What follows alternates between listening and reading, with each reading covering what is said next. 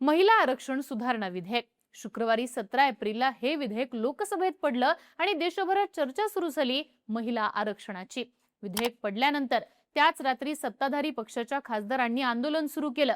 भाजपच्या नेत्यांनी विरोधी पक्ष हे कसे महिला विरोधी आहेत हे सांगायला सुरुवात केली। दुसऱ्या दिवशी पंतप्रधान नरेंद्र मोदींनी देशाच्या नावे संबोधन केलं, ज्यात त्यांनी या मुद्द्यावरनं काँग्रेस, डीएमके, समाजवादी पक्ष अशा पक्षांना टार्गेट केलं। विरोधी पक्षांनी या विधेयकाला विरोध करून स्त्री भ्रूण हत्या केली आहे असा आरोप पंतप्रधान मोदींनी केला। त्यानंतर सोमवारी सकाळी मुख्यमंत्री देवेंद्र फडणवीस यांनी सुद्धा याच मुद्द्यावर पत्रकार परिषद घेतली। फडणवीसांनी देखील काँग्रेस पक्षावर महिला विरोधी असल्याचा आरोप केलाय। सध्या भाजपनं देशभरात हाच मुद्दा लावून धरलाय।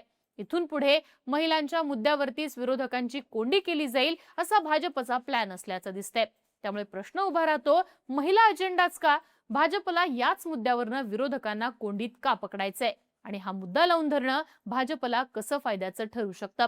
सगळा विषय समजून घेऊयात आजच्या व्हिडिओतनं। नमस्कार, मी आरती आणि तुम्ही बघताय बोल व्हिडिओ। महिला आरक्षणाचा मुद्दा भाजपला कसा फायद्याचा ठरू शकतो हे पाहण्यासाठी आपल्याला काही निवडणुकांची उदाहरणं समजून घ्यावी लागतील। 2014 ची लोकसभा निवडणूक, या निवडणुकीत भाजपला पहिल्यांदा स्पष्ट असं बहुमत मिळालं होतं। निवडणुकीत एकट्या भाजपला तब्बल 282 जागा मिळाल्या होत्या, म्हणजेच बहुमतापेक्षा 10 जागा जास्त। त्यानंतर 2019च्या लोकसभा निवडणुका, या निवडणुकीत भाजपला 2014 पेक्षा मोठं यश मिळालं। या निवडणुकीत भाजपला तब्बल 303 इतक्या प्रचंड जागा मिळाल्या। पण भाजपला इतकं प्रचंड यश कशाच्या आधारे मिळालं? तर या मागचं महत्त्वाचं कारण होतं महिला मतदार। 2014 ते 2019 या 5 वर्षांच्या काळात देशातल्या महिला मतदारांच्या वोटिंग पॅटर्न मध्ये मोठा बदल झाला होता। लोकनेती CSDSच्या पोस्ट पोल अनालिसिस नुसार 2014 मध्ये भाजपला 29% महिलांची मतं मिळाली होती, पण 2019 मध्ये हाच आकडा वाढून 36% गेला होता। म्हणजेच फक्त 5 वर्षात महिला मतांमध्ये तब्बल 7% स्विंग झाला होता। निवडणुकीत इतकी मतं शिफ्ट होणं हे फार मोठं मानलं जातं। भाजपनं 2019 मध्ये याच जोरावर 2014 पेक्षा मोठा विजय मिळवला होता। पण मग 2024 मध्ये काय झालेलं? तर 2024च्या निवडणुकीत भाजपचा ग्राफ अचानक खाली आला। सलग 2 निवडणुकांमध्ये पूर्ण बहुमत मिळालेल्या भाजपला या निवडणुकीत 240 जागाच मिळाल्या। आता इथे काय झालं होतं? तर या निवडणुकीत भाजपला जवळपास 37% महिलांची मतं मिळाली होती। म्हणजेच 2019च्या तुलनेत भाजपचा महिला मतदारांचा वाटा आहे तितकाच राहिला होता। महिला मतदारांनी भाजपची साथ सोडली नाही, पण पुरुष मतं फिरली आणि भाजपचा गेम झाला। इथं भाजपच्या लक्षात आलं की पक्षाला मिळणारी महिला मतं आता सॅच्युरेट झालेली आहेत, म्हणजेच इथून पुढे भाजपला महिलांची मिळणारी 36 ते 37% मतं ही कायम राहतील। पण तेवढ्या मतांवर आपल्याला स्पष्ट बहुमत मिळणार नाही, हेही भाजपच्या लक्षात आलं। म्हणूनच आता भाजपचा प्लॅन आहे पक्षाला मिळणाऱ्या महिला मतांचा आकडा 45%च्या वर नेणं। भाजपला स्वतःला अशा स्थितीत आणायचंय जिथं फक्त महिलांची मतं निवडणूक जिंकून देऊ शकतात आणि यासाठीच महिला आरक्षणाचा मुद्दा हा सगळ्यात फायद्याचा ठरू शकतो। आता इथं आणखी एक मुद्दा महत्त्वाचा ठरतो, तो म्हणजे अँटी इन्कम्बन्सीचा। जर एखाद्या नेत्याच्या विरोधात अँटी इन्कम्बन्सी दिसत असेल तर ती टॅकल करण्यासाठी महिला मतदार सगळ्यात उपयोगी ठरतात, हे भाजपच्या लक्षात आलेलं आहे। आता हा विषय नेमका काय? तर 2024 ची लोकसभा निवडणूक भाजपनं मोदींच्या चेहऱ्यावर लढली होती। पक्षानं अब की बार 400 पारची घोषणा मोदींच्या नावावरतीच दिलेली होती, पण मोदी सलग 10 वर्ष सत्तेत असल्यामुळे त्यांच्या विरोधात काही प्रमाणात अँटी इन्कम्बन्सी तयार झाली होती, पण भाजपनं ती विचारातच घेतली नाही। याचाच मोठा फटका पक्षाला निवडणुकीत बसला। 400 पारचा दावा करणाऱ्या भाजपची गाडी 240 जागांवरतीच येऊन थांबली। आता भाजपला एनडीएतल्या घटक पक्षांच्या कुबड्या घेऊन सरकार चालवावं लागतंय। पण जर एखाद्या नेत्याला महिला मतदारांची साथ मिळाली तर अशा प्रकारची अँटी इन्कम्बन्सी टॅकल करता येऊ शकते। स्वतः भाजपनंच हे अनेक राज्यांमध्ये करून दाखवलेलं आहे आणि याचं सगळ्यात योग्य उदाहरण आहे ते म्हणजे मध्य प्रदेशचं। मध्य प्रदेशमध्ये 2023 साली विधानसभेच्या निवडणुका झाल्या होत्या। या निवडणुकीत भाजपचा चेहरा होते मुख्यमंत्री शिवराज सिंह चौहान। पण शिवराज सिंह चौहान हे 2005 पासून राज्याचे मुख्यमंत्री होते। मधला फक्त 3 वर्षांचा काळ सोडला तर शिवराज सिंह चौहान हे तब्बल 15 वर्ष मुख्यमंत्री पदावरती होते। त्यामुळे त्यांच्या विरोधात अँटी इन्कम्बन्सी असणं साहजिकच होतं। पण शिवराज सिंह चौहान यांनी ती अँटी इन्कम्बन्सी टॅकल केली महिला मतदारांच्या जोरावर। निवडणुकीच्या आधी शिवराज सिंह चौहान यांनी महिलांसाठी मुख्यमंत्री लाडली बहीण योजना आणली। या योजनेच्या माध्यमातून राज्यातल्या महिलांच्या बँक खात्यावर दर महिन्याला थेट 1200 रुपये पाठवण्यात आले। याचा लाभ जवळपास 1.25 कोटी महिलांना मध्य प्रदेशमध्ये मिळाला। यानंतर निवडणुकीत नक्की काय झालं तर भाजपला मध्य प्रदेशात 230 पैकी तब्बल 163 जागा मिळाल्या। गेल्या निवडणुकीपेक्षा 54 जागा जास्तीच्या होत्या। पक्षाला हे एक हाती बहुमत मिळण्यामागे महिला मतदारांचा रोल सगळ्यात मोठा होता, कारण महिला मतदारांनी मोठ्या संख्येने घराबाहेर पडून भाजपला भरभरून मतदान केलं होतं। निवडणुकीत महिला मतदानाची टक्केवारी 76.03% इतकी ऐतिहासिक होती। अनेक मतदारसंघांमध्ये पुरुषांपेक्षा महिला मतदान फार जास्त झालं होतं।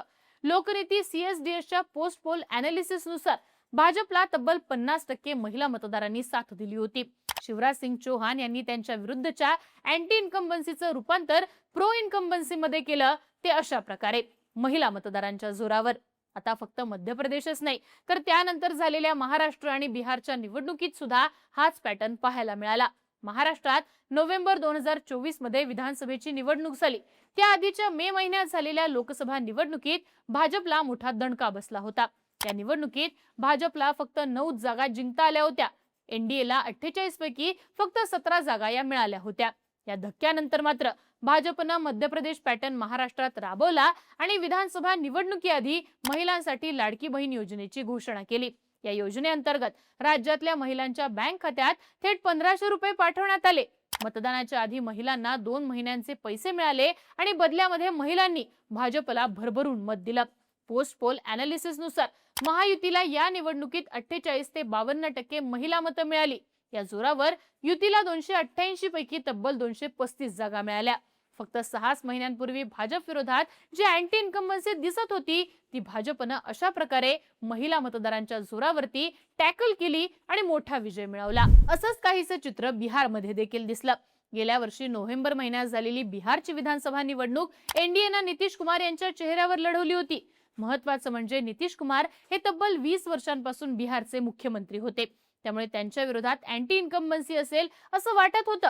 पण निवडणुकीच्या आधी नितीश कुमार यांनी महिलांसाठी मुख्यमंत्री महिला रोजगार योजना आणली आणि या योजनेअंतर्गत बिहारच्या महिलांच्या बँक खात्यात प्रत्येकी 10,000 रुपये जमा झाले। निवडणुकीआधी राज्यातल्या तब्बल 1.21 कोटी महिलांना या योजनेचा लाभ मिळाला आणि इथंच निवडणूक फिरली। बिहारच्या निवडणुकीत एनडीएला 243 पैकी तब्बल 202 जागा मिळाल्या। निवडणुकीत पुरुष मतदान फक्त 62.8% इतकं तर महिला मतदानाची संख्या 71.6% इतकी प्रचंड होती। पोस्ट पोल अनालिसिस नुसार एनडीएला यापैकी जवळपास 45% महिलांनी वोट केलं होतं। याचाच अर्थ नितीश कुमार यांच्या विरोधात दिसू शकणारी अँटी इन्कम्बन्सी महिला मतदारांच्या जोरावरती टॅकल करण्यात आली। या सगळ्या उदाहरणांवरनं एक गोष्ट लक्षात येते, ती म्हणजे भाजपनं मध्य प्रदेश असू देत, महाराष्ट्र असू देत किंवा बिहार, प्रत्येक राज्यात किमान 45% महिलांची मतं घेऊन निवडणूक ही जिंकलेली आहे। आता हेच भाजपला 2029च्या लोकसभेच्या निवडणुकीत करायचंय। 2029 पर्यंत भाजपला केंद्रामध्ये सत्तेत येऊन 15 वर्ष होणार आहेत। तोपर्यंत साहजिकच भाजप विरोधात अँटी इन्कम्बन्सी तयार झालेली असेल। ही अँटी इन्कम्बन्सी भाजपला महिला मतदारांच्या जोरावर टॅकल करायची आहे। 19 आणि 24च्या निवडणुकीत भाजपला 36 ते 37% महिलांची मतं मिळालेली, आता तीच मतं जर 45% गेली तर भाजप 29ची निवडणूक एक हाती जिंकू शकतं आणि सगळा खेळ चाललाय तो यासाठीच। भाजपला आता 2029च्या निवडणुकीपर्यंत महिला आरक्षणाचा मुद्दा हा लावून धरायचा आहे। निवडणुकीआधी जर महिलांना आरक्षण मिळालं तर याचा फायदा साहजिकच भाजपला होईल, पण जर निवडणुकीआधी आरक्षण देताच आलं नाही तर यासाठी विरोधी पक्षांनाच भाजपकडनं आणि लोकांकडनं जबाबदार धरलं जाईल। सध्या भाजपकडनं हेच केलं जात आहे। आकडेवारी जर पाहिली तर महिलांचा अजेंडा भाजपसाठी आजपर्यंत फायद्याचा ठरतो हेच दिसून आले। त्यामुळे आता येणाऱ्या निवडणुकांमध्ये भाजप याचाच आधार घेईल हीच शक्यता आहे। तुम्हाला काय वाटतं? महिला अजेंडा भाजपला 2029 मध्ये तारणार का? याबद्दलची तुमची मतं आणि प्रतिक्रिया कमेंट बॉक्समध्ये लिहून कळवा आणि बोलबिडूच्या YouTube चॅनलला नक्की सबस्क्राइब करा।